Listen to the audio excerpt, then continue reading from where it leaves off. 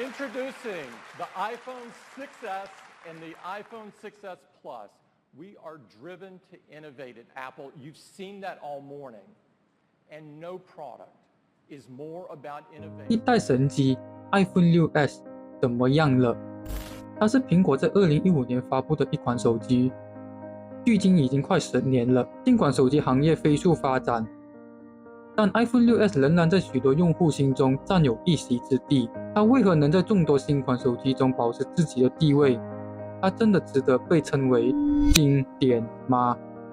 今天我罗杰带大家一起回顾这款曾经掀起话题的手机 iPhone 6s， 从它的发布背景到核心亮点，比如 A9 芯片、3D Touch， 还有那让人印象深刻的1200万像素摄像头，看看它在当时到底带来了哪些突破。更重要的是，我们也会聊到 iPhone 6s 在这些年的表现，看看它现在是否还能胜任日常使用的角色。也许你会发现到一些让人意想不到的细节。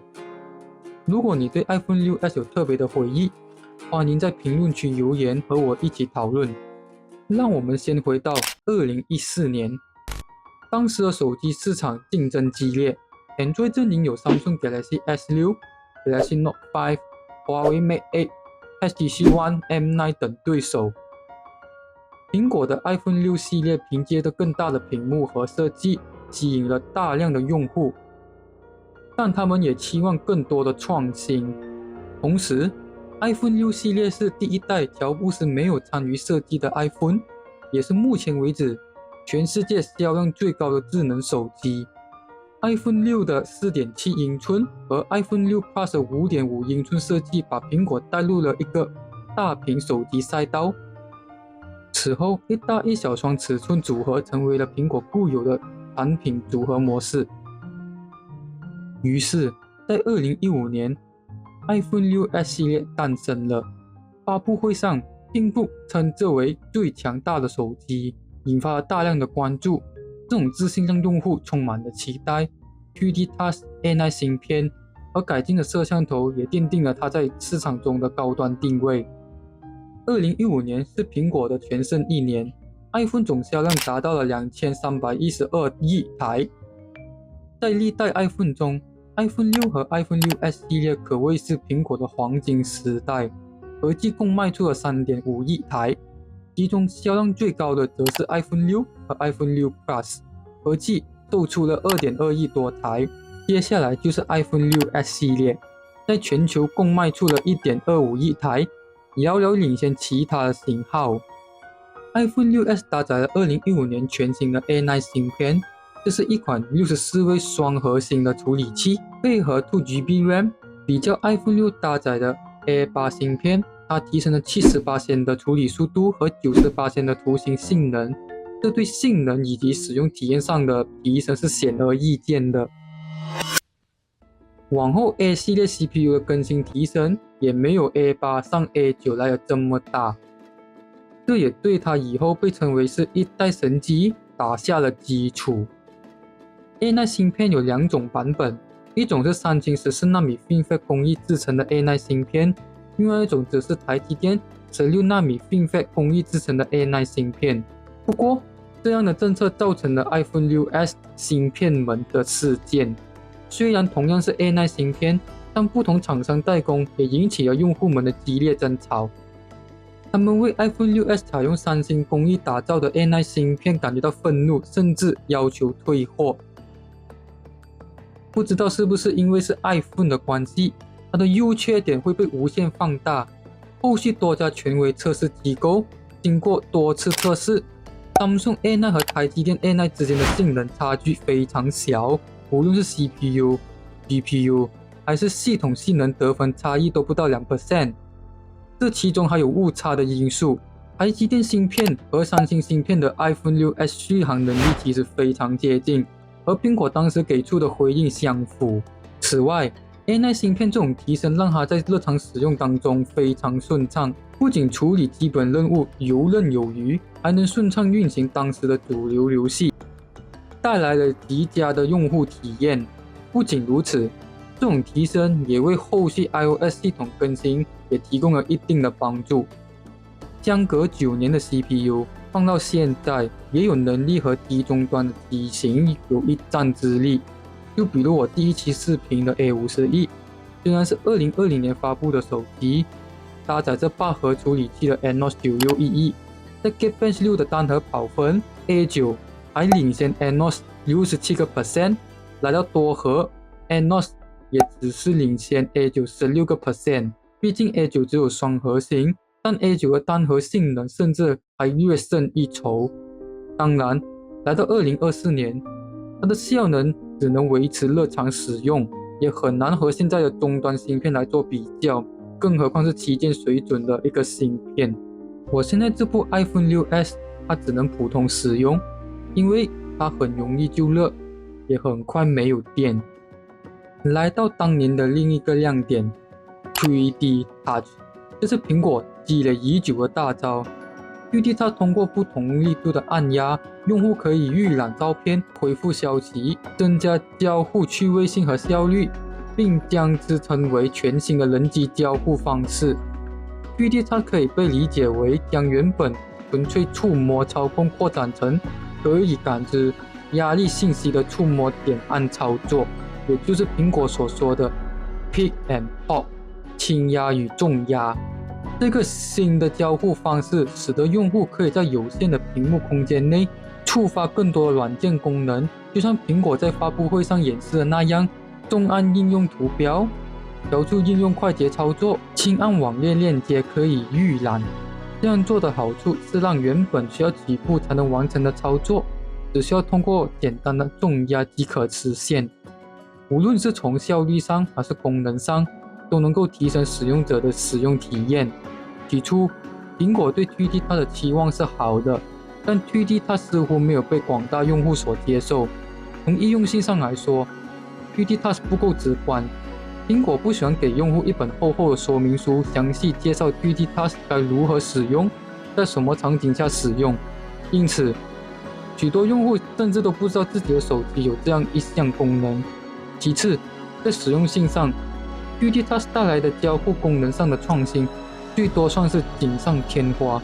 习惯了传统操作的用户，并没有很大的动力去迎合这一新的功能设计，再加上软件之间参差不齐的适配水平，导致在使用上出现了割裂感。苹果也知道 3D Touch 远远没有达到他们预期的效果，继续让这样一项功能徒增成本已经没有多大的意义和价值。因此，在 iPhone SR 上，苹果第一次取消了 3D Touch， 并在以后的 iPhone 11系列所有机型上彻底取消了 3D Touch， 直到现在。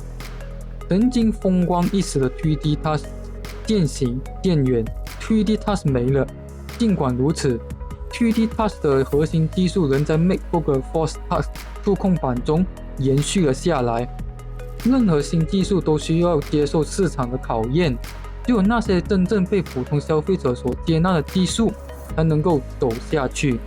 或许在未来的某个时间点，苹果会将更强大的 3D Touch 带回到市场中来。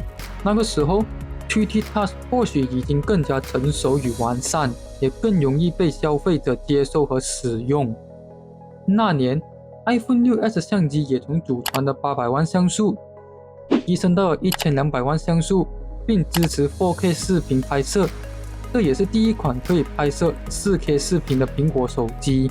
在当时，这样的相机配置非常领先，满足了越来越多对拍照要求较高的用户。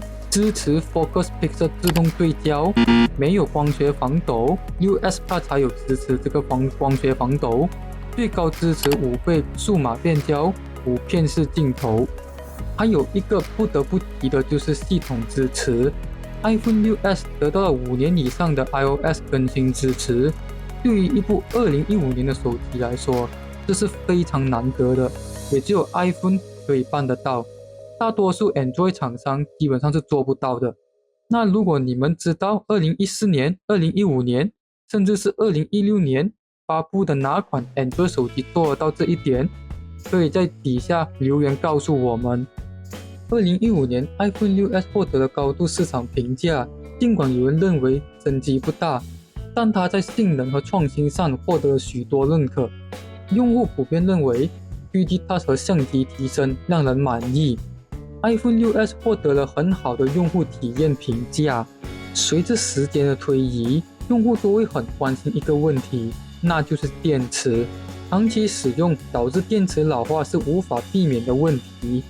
iPhone 6s 的电池在经历几年后都已经更换，很多人都觉得换电池让这部手机重新焕发了活力。在我手上的这一部 iPhone 6s 已经换了2次，上一次换是在2018年，现在2024年，电池健康度在69%，续航体验惨不忍睹。由于我现在很少使用它，它成为了我一个备用的备用机。如果我要用它浏览网页、找点资料、刷下social media，我可以保证2个小时里面，甚至在1个小时里面一定没有电。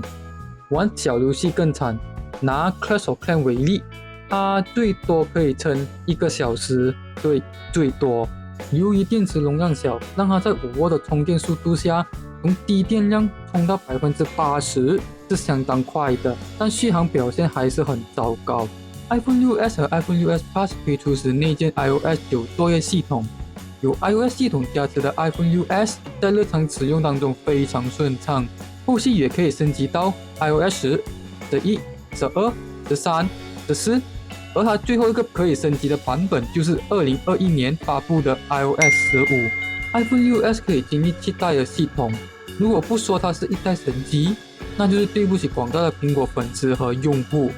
原因可以分成3点：第一，就如前面所说的 A9 芯片性能的提升；其二就是内存，比起 iPhone 6，iPhone 6s 的运行内存翻了1倍，而且从 LPDDR3 升级到 LPDDR4， 性能似乎是 UFS 2.0 闪存的2倍。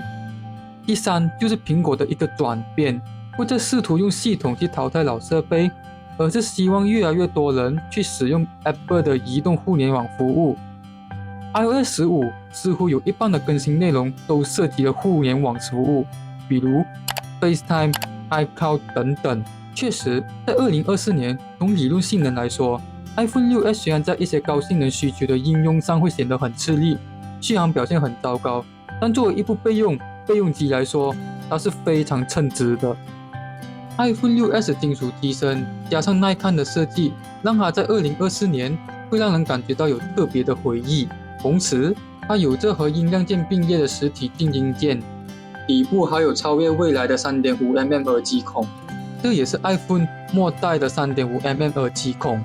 这样的规格在2024年，甚至在即将到来的2025年，我还是觉得很吃香的，也依旧被许多用户喜欢，特别是 3.5mm 的耳机孔。3D Touch 虽然在后续机型中逐渐被淘汰，但它开启了探索新触控方式的可能性。苹果也不断地在其他领域尝试新的交互方式，相机和性能的提升则影响了之后 iPhone 的发展。越来越多的用户开始把 iPhone 作为主要的拍摄设备，苹果也逐渐将相机作为 iPhone 的卖点之一。苹果对 iPhone 6s 长达5年以上的支持，也树立了对高质量设备的标准。其他品牌也逐渐意识到系统支持对用户的重要性，就比如 Samsung S24 系列和 Google Pixel 系列，他们都获得了7次大版本更新和7年的安全性更新。经典是谁定义的？什么是经典？经典是代表创新、影响力和情感价值吗？